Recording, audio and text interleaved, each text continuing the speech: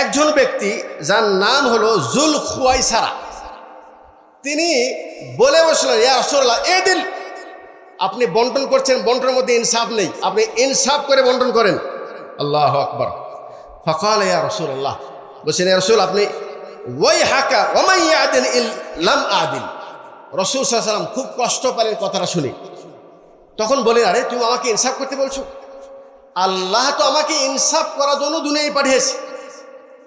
আল্লাহ আমাকে ন্যায় পরায়ণতা প্রতিষ্ঠা করার জন্য দুনিয়ায় পাঠিয়েছে। আমি কি সেই ভুল করছি যে তুমি আমাকে ইনসাফ করতে বলছো? বলছে, আমি যদি ইনসাফ না করি তাহলে কে করবে?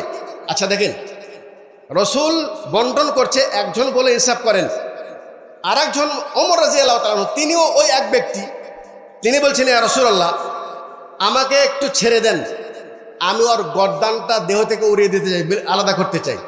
আচ্ছা, দুইজনই বসে আছে, একজন তো বাস্তব যেটা সেটাই বলছে যে ইনসাফ করেন, ও তো অন্যায় কিছু বলে নেই। ওমর কেন ডেকে উঠলেন? এই জন্য যে এখানে একটা আকীদার ব্যাপার, এটার নাম হলো ফিতনা। এটার নাম কি? ফিতনা। ওমর মুসলিম, ওমর কি মুসলিম। ওমর বিশ্বাস করে মুহাম্মাদুর রাসূলুল্লাহ সাল্লাল্লাহু আলাইহি ওয়াসাল্লাম, আল্লাহ পাক তিনাকে রসুল হিসেবে বানিয়েছেন, তিনি কোনো অন্যায় কাজ করতে পারেন না। অতএব তিনি যেটা করছেন সেটা ইসলাম।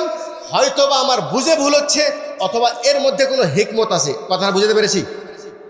এই জিনিসটা বোঝে নাই কে? ও তো মুনাফিক, ওর ভিতর তো রসুল আদর্শ নাই, রসুলের ভালোবাসা নাই। তাহলে আমি এই সংজ্ঞার আলোকে দুটা উদাহরণ দিয়ে বুঝাতে পারলাম যে আসলে ফিতনাটা কত জটিল।